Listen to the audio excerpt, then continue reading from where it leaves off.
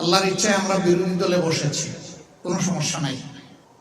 বিরোধী দলও জনগণের জন্য কল্যাণকর কাজ করতে পারে। আজকের এই উপস্থিতি এবং এই আয়োজন তার প্রমাণ। যদিও এটা বড় কিছু নয়, আমাদের স্বল্প আয়ের ভাই বোনদের জন্য জাস্ট একটু প্রীতি উপহার।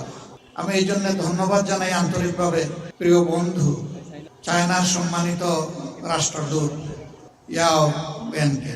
এটা তার দ্বিতীয় গিফট। এর আগে গত বছর তিনি গাজীপুরে এটা দিয়েছিলেন। এবার তিনি তার খোলা হাত নিয়ে 15 আসনের ভাই বোনদের জন্য এসেছেন।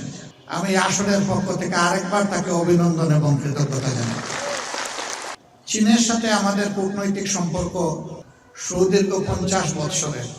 1976 সালে চীন বাংলাদেশকে আনুষ্ঠানিক স্বীকৃতি দেয় এবং তখন থেকে শুরু করে চীন বাংলাদেশের অন্যতম বৃহৎ আন্তরিক পার্টনার, উন্নয়ন অংশীদার।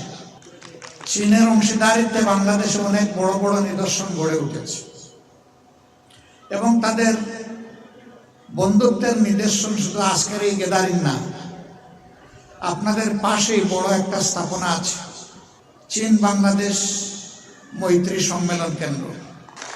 এটা পরিপূর্ণভাবেই চীনের অর্থায়নে বাংলাদেশের জন্য উপহার।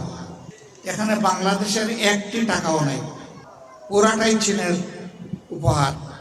কিন্তু বিগত ফ্যাসিস্ট আমলে আমাদের এই বন্ধুত্বের নিদর্শনটা হাইজ্যাক হয়ে গিয়েছিল। তারা এই হলটার নাম পাল্টিয়ে তাদের বাপের নাম এখানে লিখে দিয়েছিল। এটি চরম অকৃতজ্ঞতা। এটা হতে পারে না।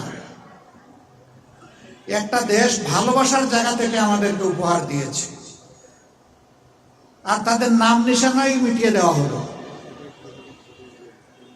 শুধু এক্ষেত্রেই তারা এটা করেননি, সারা বাংলাদেশকেই তারা এইভাবে দখল করে নিয়েছিলেন। আল্লাহ তাআলা 24-এর গণ অভ্যুত্থানের মধ্য দিয়ে সেই দখল মুক্ত করেছেন বাংলাদেশকে। মহান আল্লাহ শুকরিয়া আদায় করি।